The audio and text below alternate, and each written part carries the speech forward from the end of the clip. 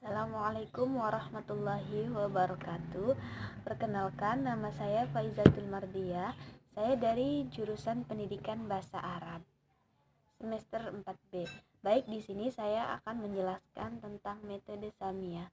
Apa sih metode Samiyah itu? Nah, sebelum kita mengetahui apa metode Samiyah itu, kita harus mengetahui asal-usul metode Samiyahnya dulu ya. Jadi, asal-usul metode Samiyah yaitu muncul setelah Perang Dunia Kedua itu berakhir dan mereka mulai menjalin hubungan antar internasional itu mulai tumbuh dan meningkat. Terus juga kebutuhan akan komunikasi antara lisan dan dunia itu mulai muncul di negara atau individu. Nah, mereka itu menyadari bahwa komunikasi tidak lagi terbatas pada wacana negara dan menerjemahkan ke bahasa lain. Terus studi linguistik psikologis dan studi tentang manusia atau antropologi telah membuat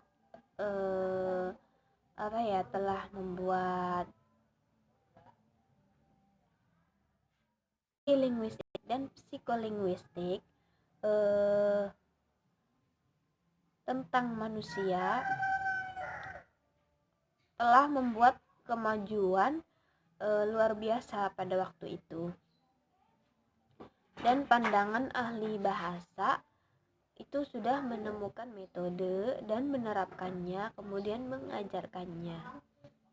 Jadi metode audio lisan itu tidak muncul sebagai akibat dari satu faktor yang diyakini beberapa peneliti. Adapun faktor-faktornya yaitu yang pertama, perlunya komunikasi. Jadi setelah berakhirnya Perang Kedua Dunia dan tidak bergantung pada warisan atau membaca warisan dan menerjemahkannya ke bahasa nasional dan sarana komunikasi modern. Nah, dari sini mulai berkembang dan menyebar di antara orang-orang dan penampilan mereka. Terus yang kedua yaitu metode sebelumnya. Dalam arti terutama tata bahasa, terjemahan, dan metode membaca tidak dapat memenuhi tuntutan komunikasi dengan konsep-konsep baru.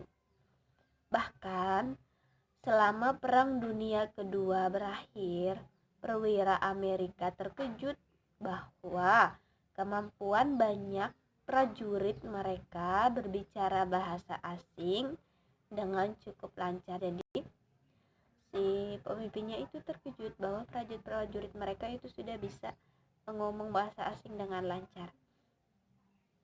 Nah, terus yang ketiga, perkembangan dalam studi psikolinguistik pada pertengahan abad ke-20 yang berakhir dengan perwakilan silang atau integrasi antara strukturalisme dalam linguistik dan behaviorisme. Dan sebagai akibatnya tren psikolinguistik dikenal sebagai tren perilaku struktural yang muncul yang mana bahasa ini dilihat dari secara formal.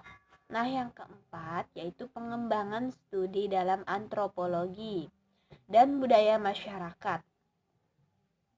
Terus yang kelima, perkembangan yang terjadi dalam teknik pendidikan. Nah, terus yang keenam, sebagai hasil dari sebab dan faktor ini. Yang ketujuh, berarti sampai 6. Terus metode lisan. Nah, kita menuju ke metode Samiyahnya atau metode lisan. Metode Samiyah adalah metode Amerika di mana banyak peneliti di bidang pengajar bahasa asing mereka menyimpulkan ini dengan apa yang terjadi pada tentara Amerika selama perang yang kedua tadi, yang perang kedua dunia. Nah, di mana para prajurit terkejut bahwa banyak tentara tidak dapat berbicara bahasa asing dengan lancar. Terus pemerintah Amerika yang diwakili oleh Kementerian Pertahanan mendirikan sebuah lembaga bernama Lembaga Bahasa Pertahanan.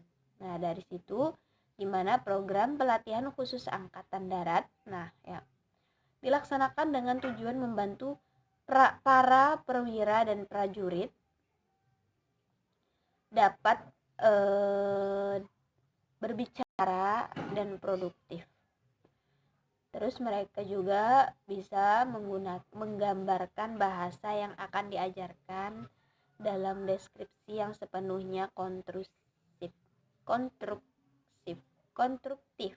Maaf, salah.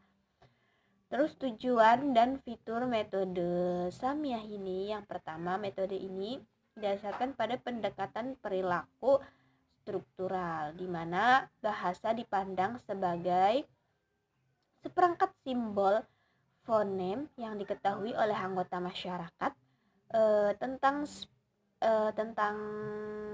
signifikasi dan fungsinya. Untuk mencapai komunikasi di antara mereka, melainkan struktur perguruan tinggi dan fenomenalisan.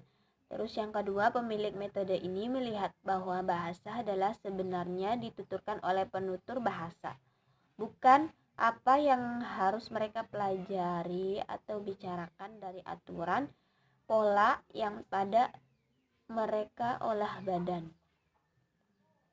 budaya atau berwenang resmi. Prinsip ini diambil dari aturan yang dikemukakan oleh kaum strukturalis yang berpendapat bahwa studi bahasa harus deskriptif daripada normatif.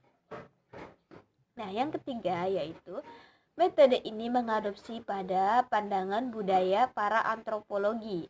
Nah, yang keempat, berdasarkan hal tersebut, para penulis kurikulum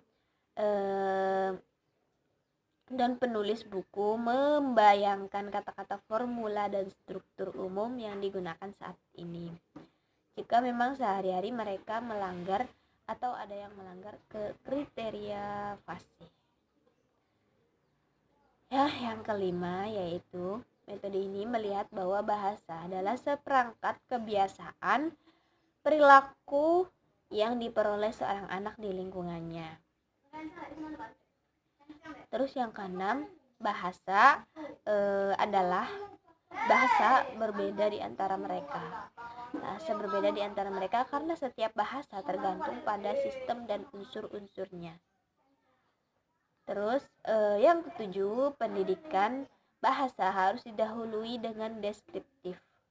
Yang kedelapan, metode ini menekankan pada pengajaran bahasa. Yang kesembilan, metode ini bertujuan untuk mengarahkan pelajar untuk memikirkan bahasa yang terkubur, sehingga menggunakan secara otomatis, tidak didahului dengan memikirkan aturan atau menerjemahkan atau berpikir dalam bahasa ibu. Terus yang ke-10 yaitu metode ini bergantung pada prinsip-prinsip input audio lisan yang diatur oleh 4 hukum dasar yang disebutkan oleh Robert Ladow, yaitu hukum penjajaran, hukum intensifikasi, hukum penyerapan, dan hukum pelatihan dan hukum dampak. Terus yang ke-11, pelajaran harus mulai mengajar bahasa target dengan keterampilan menyimak, diikuti dengan keterampilan berbicara. Yang ke-12 yaitu teks membaca dan percakapan harus menjadi apa yang dilatih siswa untuk didengarkan dan dipraktekkan dalam pidato. Yang ke-13, tahapan belajar dimulai dengan menghafal, diikuti oleh tradisi pengukuran, dan kemudian analisis datang pada tahap akhir. Yang ke-14, metode ini dilakukan dengan aturan bahasa dan materi linguistik yang dibangun di atasnya, tetapi tidak diberikan kepada peserta didik secara langsung dalam penjelasan langsung. Nah, di metode Samia ini juga ada kelebihan dan kekurangan. Kelebihan dari metode Samia ini yaitu yang pertama, perhatian pada aspek lisan bahasa.